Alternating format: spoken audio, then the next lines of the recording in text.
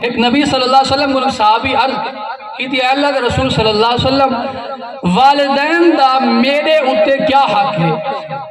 فرمایا ہما جنتک و نارک، کہ ماں پیو دہائیں تیری جنت بھی ہیں تیرے واسطے جہنم بھی ہیں۔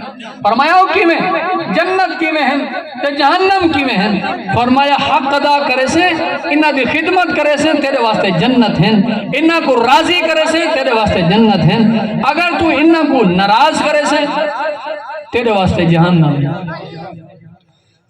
اللہ تعالیٰ بندے تے راضی ہے یا ناراض ہے؟ اللہ تعالیٰ نے ہی دا آسان جیا ضابطہ دس دیتے۔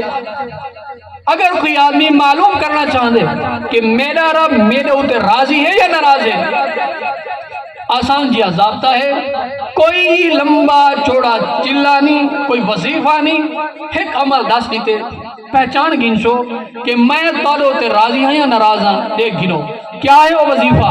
فرمایا نبی صلی اللہ علیہ وسلم نے کہ اگر کوئی آدمی یہ دیکھنا چاہتے کہ میرا رب میرے اوتے راضی ہے یا ناراض ہے تو اے دیکھ گنے کہ اون دا پیو ماں اون تے راضی ہے یا ناراض ہے۔